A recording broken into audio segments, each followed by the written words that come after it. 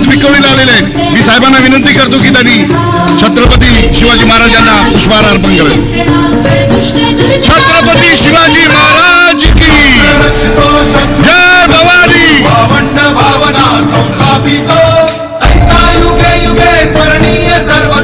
विश्वजित डोलप आणि जयंत दांडेकर यांना विनंती करतो. साहेब डायरेक्ट संबोधित करतायत. सर्वांनी जोरदार टाळ्या वाजवून त्यांचं स्वागत करायचंय.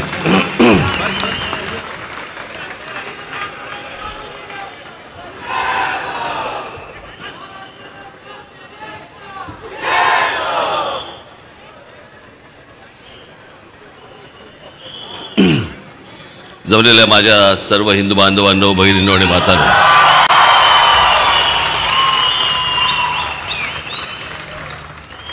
मी आता इथे भाषण करायला आलेलोच नाही.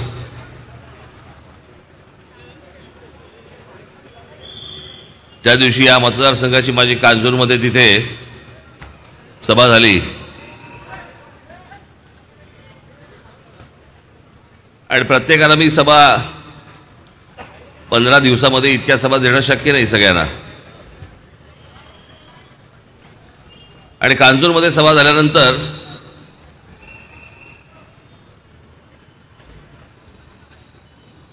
मी म्हटलं की एक सभा माझ्या कन्नमवार नगरमध्ये पाहिजे मला.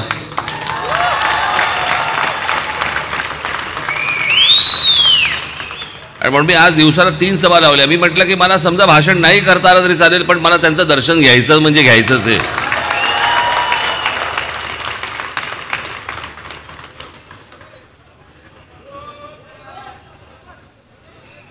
कारण तुमच्या सगळ्यांच्या आशीर्वादाने इथून खऱ्या अर्थाने पक्ष उभा राहिला.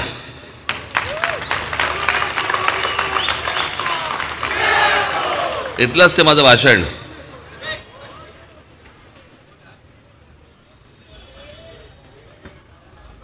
आणि मग त्याच्यानंतर झालं ते अटक मटक चवळी चटक काय ते सगळं झालं ना.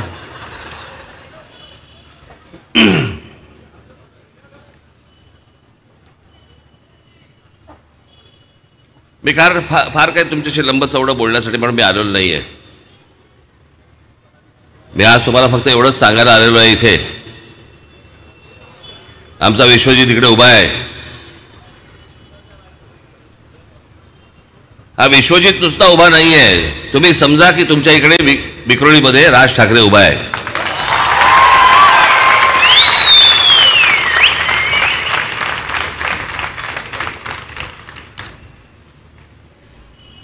या सगळ्या भागाबद्दल जाताना येताना कसे राहता तुमचं तुम्हालाच ठाऊक.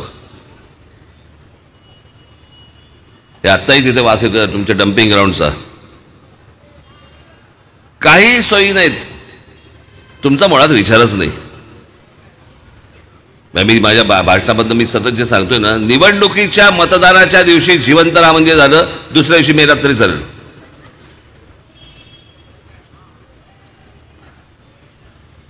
अहो इथून हायवेने जाताना आम्हाला त्रास होतो, तुम्हाला राहताना कसा नाही होत? अर्थातच होत असणार. तुम्ही काय आतमध्ये घेतात रोजच्या रोज.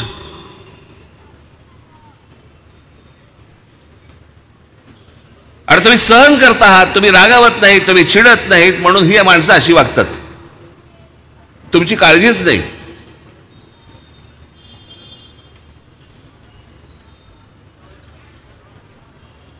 या निवडणुका जरा संपू देत. मी तुमच्या नंतर ना तुमच्याकडचे ज्यांचा आपले कोणी पक्षाचे पदाधिकारी नाहीत पण पक्षाचे हितचिंतक आहेत, दुसऱ्या पक्षाचे हितचिंतक असले तरी चालतील, अशा काही एक 15, 20, 25 लोकांना मी घेऊन नाशिकला जाणार आहे. आणि नाशिकच्या हायवेवरून नाशिक शहरामध्ये शिरताना मला तुम्ही सांगून दाखवायचं इथे डम्पिंग ग्राउंड कुठे आहे. जर समजा तुम्हाला वास आला तर बघा, हायवेला लागून डम्पिंग ग्राउंड आहे. हायवेला लागून, पण तुम्हाला वास नाही येणार. त्या संपूर्ण डम्पिंग ग्राउंडचं आपण खत प्रकल्प केलाय. त्यातनं खत निर्माण होतं आणि नाशिकमधले आजूबाजूचे सगळे शेतकरी ते खत घेऊन जातात. महानगरपालिका खताचा व्यवसाय देखील करते तिथे. जे रोजच्या रोज तिकडे ज्या काय घंटा गाड्या ज्या लावलेल्या आहेत, तिकडच्या ज्या गाड्या आहेत, जे रोजचा रोज कचरा जो गोळा करतात तो त्या डम्पिंग ग्राउंडला येतो आणि लगेच प्रोसेस सुरू होते खत बनवण्याची. नुसतं खत नाही, इथेनॉल बनवण्याची पण प्रोसेस सुरू होते. त्याच्यामुळे कचरा तिकडे राहतच नाही. कचराच राहत नाही म्हटल्यानंतर वास येणार कुठून? हे रॉकेट सायन्स नाहीये. हे रॉकेट सायन्स नाहीये. फक्त ह्याला तुमच्याबद्दलचा, जनतेबद्दलचा एक जिव्हाळा लागतो, एक आपुलकी लागते, त्यातनं या गोष्टी घडतात.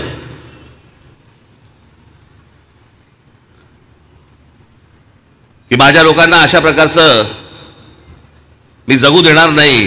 हे रोजच्या रोज घाणेरडे वास घेतायत, नाका तोंडातनं घेतायत. काय फुफ्फुसाचं झालं असेल तुमचं?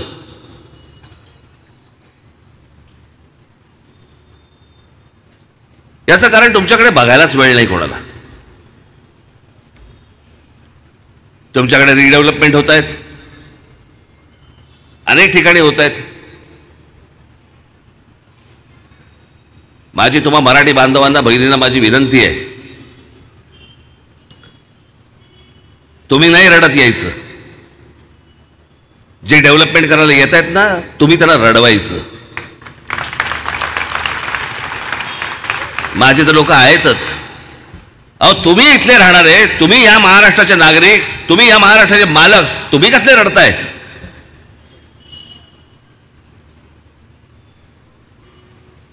पण ही सगळी आमदार मंडळी जी सगळी आहेत, ही सगळी बिल्डरांच्या खाली गेलेली आहेत.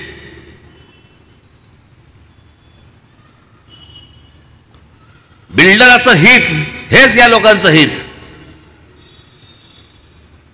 तुमच्याकडे 5 वर्षानंतर यायचं, ह्यांच्याकडनं सगळे ओरबाडलेले पैसे तुमच्यावरती फेकायचे, हेच ह्यांचं काम.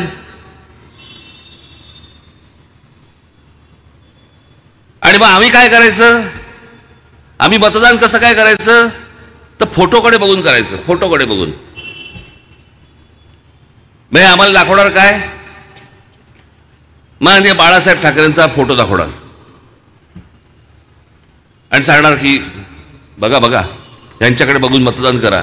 तुमच्याकडे काय नाही बघायचं? माननीय बाळासाहेब आता आहेत? नाहीत. बरं झालं नाहीयेत. आज ते तर फोडून काढले असते सगळ्यांना, या लोकांना.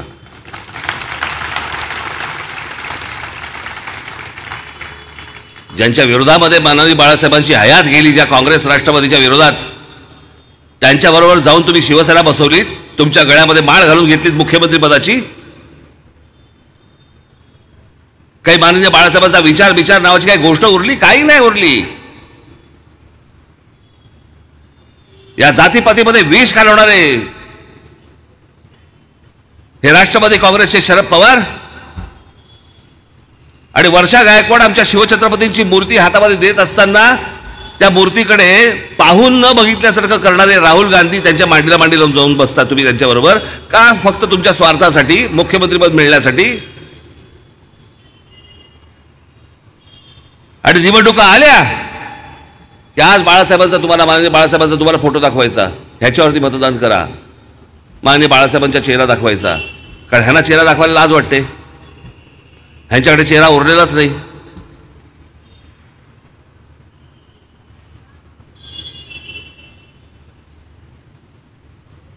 माननीय बाळासाहेबांना आत्ता काय वाटत असेल तिकडे, की जी शिवसेना मी इतक्या कष्टामधनं उभी केली ती आज कोणाबरोबर जाते?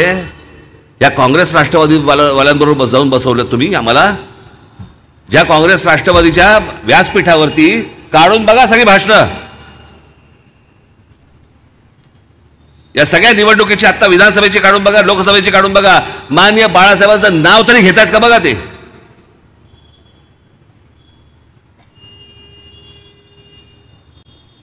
बाळासाहेबांचं नाव घ्यायला ज्या लोकांना लाज वाटते त्यांच्याबरोबर जाऊन हा माणूस बसतो.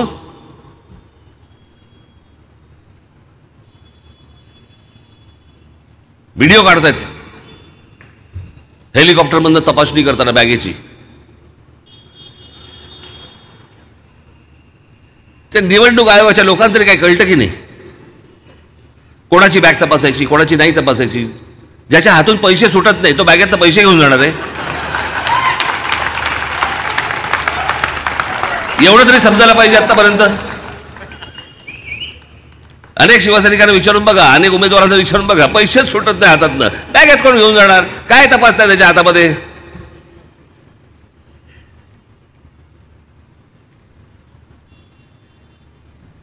ही मंडळी सगळा महाराष्ट्राचा सत्यानाश करणार, सत्यानाश केलेलाच आहे मुळात.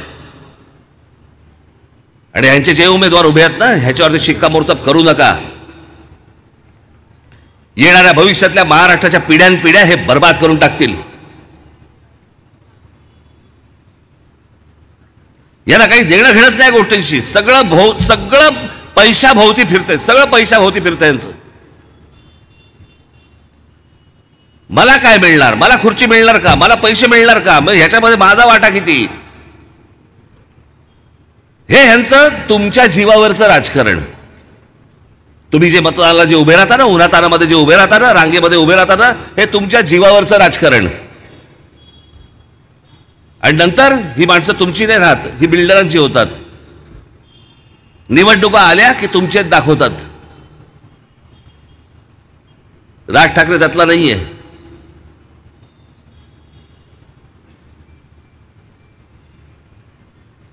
जे सत्तेत नसताना ज्या गोष्टी आम्ही करून दाखवलेल्या आहेत ना, सत्तेत नसताना, ज्या गोष्टीसाठी म्हणून मला जी अटक झाली होती आणि सगळ्या गोष्टी झाल्या होत्या ना, ते रेल्वेचं आंदोलन आठवून बघा. त्या एका रेल्वेच्या आंदोलनामधनं हजारो माझ्या मराठी मुलांना आणि मुलींना रेल्वेमध्ये नोकऱ्या लागल्या आहेत.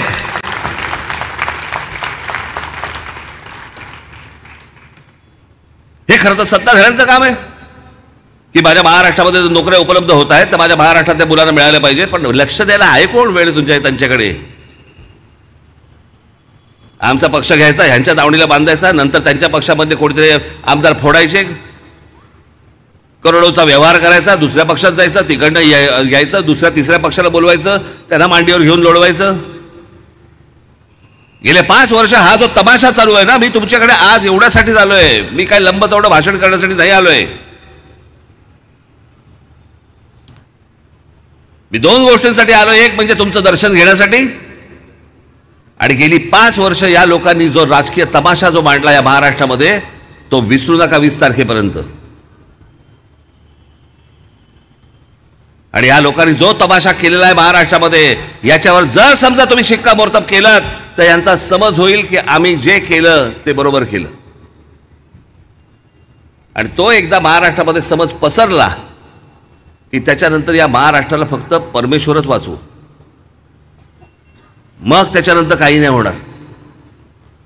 मग तुम्ही ओरडा बोंबला, काय वाटेल ते करा. हे त्यांना हवं तसं राजकारण खेळणार. आज या पक्षातनं, उद्या त्या पक्षातनं, उद्या तिसऱ्या चौथ्या पक्षातनं, उद्या 5व्या पक्षातनं. असा महाराष्ट्र कधी नव्हता हो. हा गेल्या 5 वर्षामध्ये मी आत्ताच सांगितलं भांडुपला, साधारणपणे 1975 साली जेव्हा आणीबाणी आली, त्यावेळेला मी समज नाही म्हणणार मी, पण मला राजकारण उमजायला लागलं. समजायला लागलं नाही म्हणणार मी. आणि जसं असं मग पुढे मी मोठा होत गेलो, तसं मी अगोदरचं राजकारण वाचलं, पाहिलं, बघितलं. नंतरचं राजकारण तर प्रत्यक्ष पाहिलं. 1952 साली या देशामध्ये निवडणुका सुरू झाल्या. 1952 साली आणि 60 साली मुंबईसह संयुक्त महाराष्ट्र झाला. आणि महाराष्ट्रातल्या या मुंबईसह संयुक्त महाराष्ट्रातल्या त्याच्यानंतर महाराष्ट्राच्या निवडणुका सगळ्या सुरू झाल्या. मी तेव्हापासून 2019 पर्यंत मी अशा प्रकारचं महाराष्ट्रात झालेलं राजकारण किंवा इतर कुठच्या तरी दुसऱ्या राज्यामध्ये अशा प्रकारचं झालेलं राजकारण मी आजपर्यंत पाहिलेलं नाही. म्हणजे इतकी लोकांची प्रतारणा, लोकांच्या मताचा इतका अपमान मी आजपर्यंत पाहिलेला नाही. तो अपमान जर तुम्हाला परत करून घ्यायचा असेल, तुमचं मत तुम्हाला लख लाभो.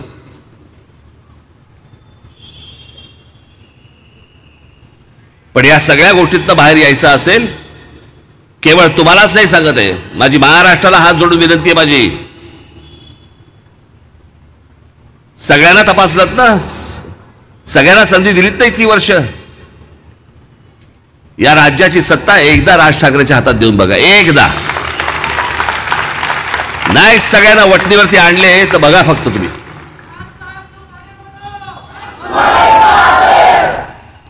मी जेव्हा सांगतो ना की या माझ्या पोलीस अधिकाऱ्यांवरती, माझ्या शिपायांवरती आणि सगळ्यांवरती माझा जो विश्वास आहे, खरंच विश्वास आहे माझा, मनापासून विश्वास. मी आज नाही बोलत आहे, निवडणुकीच्या तोंडावर नाही बोलत आहे, पक्ष स्थापनेपासून नाही, अगोदरच्या पक्षात असल्यापासून मी बोलतोय. सगळी अंडी पिल्ली माहिती आहेत त्यांना, सगळ्या गोष्टी माहिती आहेत. पण सरकारकडनं कोणत्या प्रकारचे आदेश येत नाहीत. मी तुम्हाला सांगतो, उद्या हातात माझ्या जर सत्ता आली ना, संपूर्ण सत्ता म्हणतोय, संपूर्ण सत्ता, किडूक पिडूक नाही, संपूर्ण सत्ता आली, या संपूर्ण पोलीस डिपार्टमेंटला मी 48 तास देईन.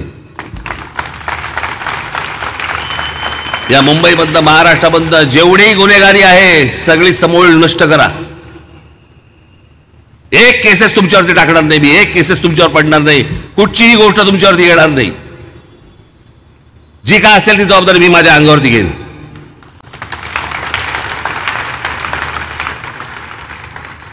कोणाला पोचतोय, काय चाललंय, कोण राहतंय इथे, कोण येतंय, काही कशाला पत्ता नाहीये. मी आता भांडुपला सांगितलं, Tata institute of social science, म्हणजे टाटांच्या कंपनीचं आहे, यांचा एक रिपोर्ट आलाय आणि त्यांनी असं सांगितलंय त्याच्यामध्ये की येणाऱ्या पुढच्या काळात बांगलादेशी मुसलमानांचं प्रमाण आणि म्यानमारवरनं येणाऱ्या रोहिंग्यांचं प्रमाण इतक्या मोठ्या, म्हणजे आता येतच आहेत, अजून येत आहेत, इतक्या मोठ्या प्रमाणावरती वाढणार आहे की पुढच्या साधारणपणे 10-15-20 वर्षात मुंबईमध्ये 49% खाली हिंदू येतील आणि 52% वरती मुसलमान जातील. काय कराल तेव्हा रे तुम्ही? या लोकांना कुठे वेळ आहे? यांना कसला वेळच नाहीये. यांना फक्त माझ्या गळ्यामध्ये मुख्यमंत्री पदाची माळ घाला, मला खुर्ची द्या, सत्तेची खुर्ची द्या, मला पैसे घ्यायला लुटायला मला फक्त ताकद द्या. ह्यांचं राजकारण फक्त एवढ्या पुरताच मर्यादित आहे. आज कुठे कोण घुसलंय आणि कोण काय करतंय बघायला यांच्याकडे वेळ कुठे आहे?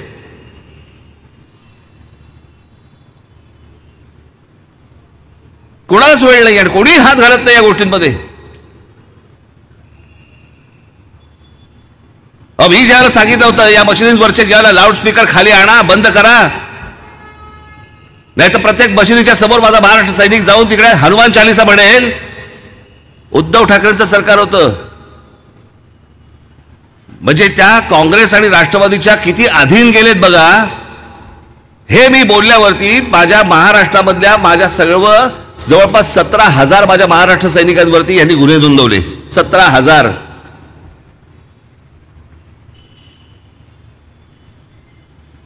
कारण सध्या मुसलमान मतं देतात त्यांना, हिंदूंची गरजच नाहीये.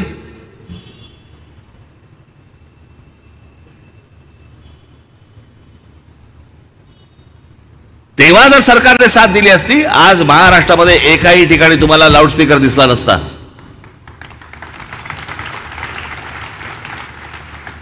या राज्याची सत्ता, अख्खी सत्ता माझ्या हातामध्ये द्या. 48 तासाच्या आत नाही लाऊडस्पीकर खाली उतरवले, परत राजकारणामध्ये येणार नाही, पुढे समोर तुमच्या येणार नाही कधी.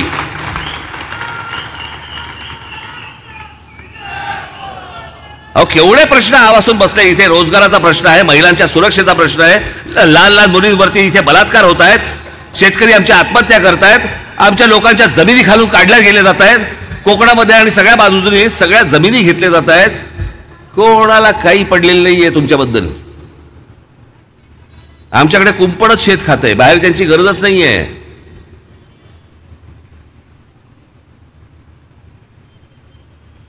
आज मी एक महाराष्ट्राचं स्वप्न बघतोय, मी एका तळमळीने तुमच्याशी बोलतोय की सगळ्यांना संधी दिलीत ना आतापर्यंत, सगळ्यांना पाहिलंत ना आतापर्यंत. एकदा संपूर्ण बहुमत या राष्ट्राच्या हातात देऊन बघा, एकदा या राज्याची सत्ता हातामध्ये देऊन बघा. मी आज जो आलोय तो तेवढंच एक आवाहन करण्यासाठी मी आपल्याकडे आलोय की येत्या 20 तारखेला कुठे बेसावध राहू नका. कोणाच्याही इतरांच्या प्रचाराला हुरळून जाऊ नका. हे वाटेल ते येतील, पैसे टाकतील, भांडीकुंडी वाटेल ते करतील, पण ते फक्त एका दिवसासाठी असेल. तुमच्या आयुष्यातली 5-5 वर्ष ही माणसं काढून घेतील. आणि आयुष्यातली 5-5 वर्ष जाणं म्हणजे कशाला म्हणतात हे न समजण्या इतके काही तुम्ही खुळे नाही आहात.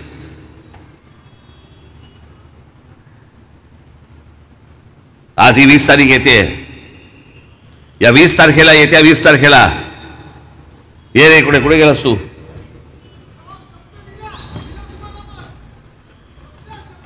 काय? बर, धन्यवाद. मग येऊन भेटणार आहे का देणार आहेस हे फक्त सांगा मला.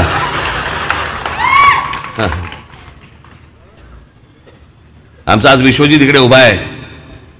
तसेच माझ्या महाराष्ट्रामध्ये अनेक उमेदवार उभे आहेत.